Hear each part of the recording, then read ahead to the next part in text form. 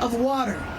Now at 6, don't use the water. A new warning for people living in parts of the San Fernando Valley as crews work to fix a broken underground valve. And it's now been 4 days without drinking water for people living in Porter Ranch and Granada Hills. Thanks for joining us tonight. I'm Kathy Vara. And I'm Ted Chen. Jonathan is off tonight. This evening, city leaders are trying to get people to conserve so that crews can restore water by Monday morning. This is a map of the area impacted. More than 9,200 customers in Porter Ranch and Granada Hills. Service was supposed to be restored by Friday, but the deadline keeps getting pushed back. We are distributing water. You can pick up water, but we are very concerned that if people continue to use the water that is coming out of their faucets today, it is going to delay the ability of the DWP to get the line back and restored. We need to build up that pressure. We need to build up that tank so we can make the necessary repairs so that we can get out of this mess and go back to normal.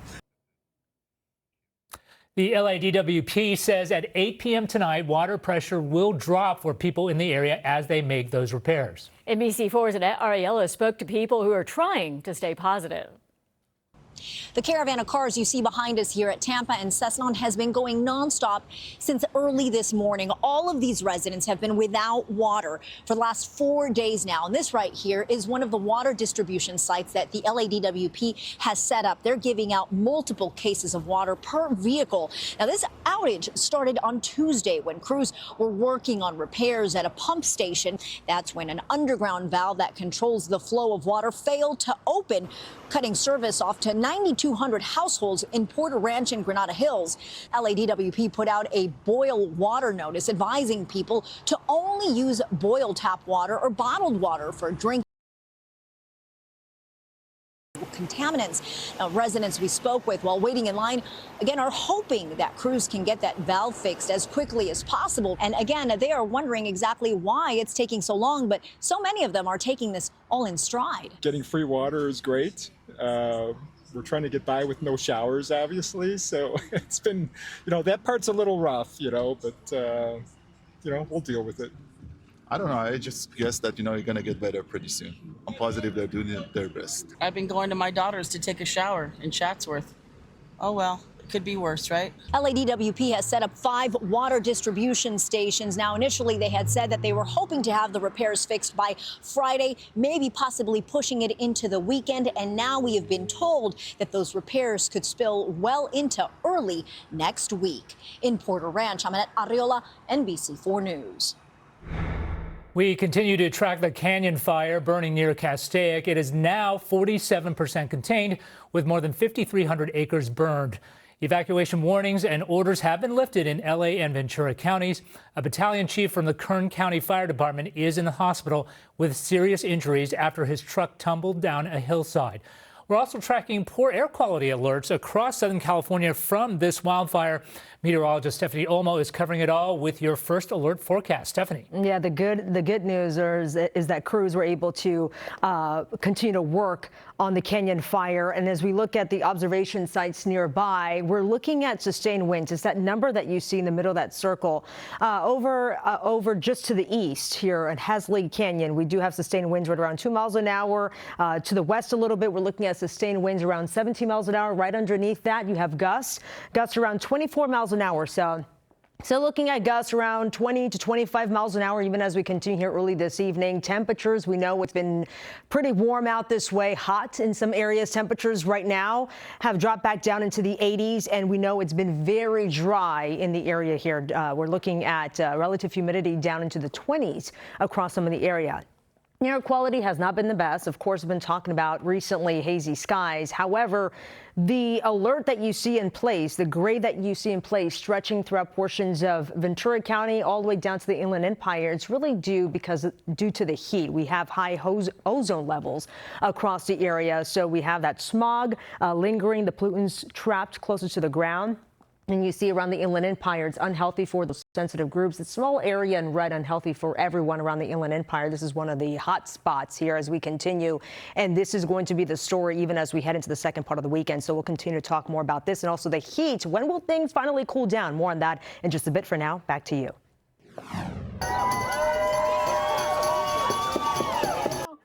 Hundreds of demonstrators gathered at MacArthur Park today. They are protesting recent immigration raids at Home Depots, which they believe are in violation of a recent court order. NBC4's Tracy Leon live in downtown LA with more on their message today. Tracy.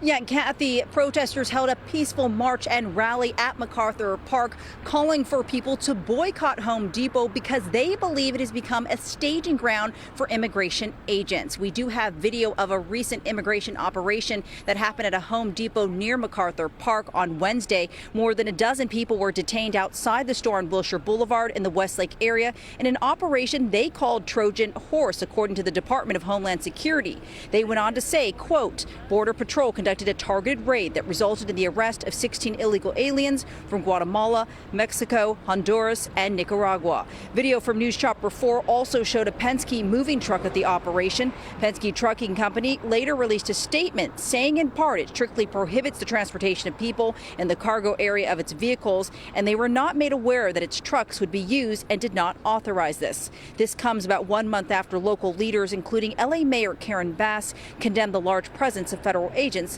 at MacArthur Park.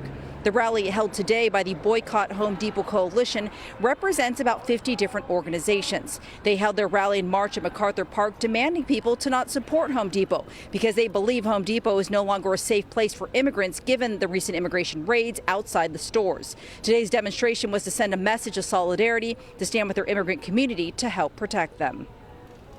It's important because it's making a change. It's letting ICE know that we're not going to be scared. This is our part.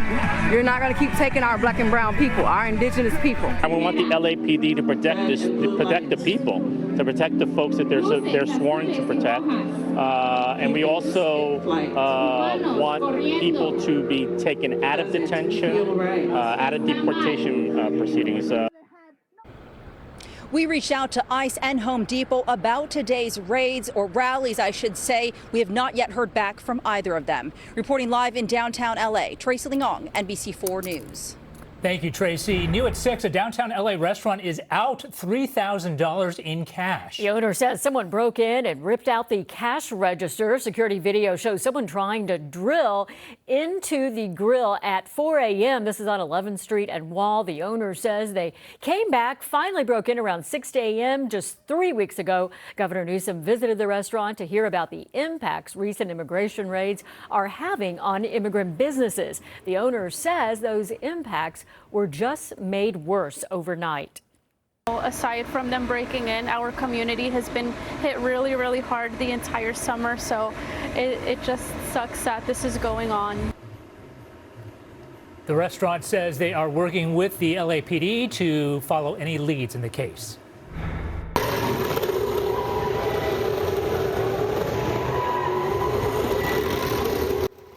And take a look at this. Looting during a street takeover, this time right outside a Crypto.com arena. Police say 2 men broke into the Team LA store, stole items, and ran off. In the street takeover, 16 citations were issued.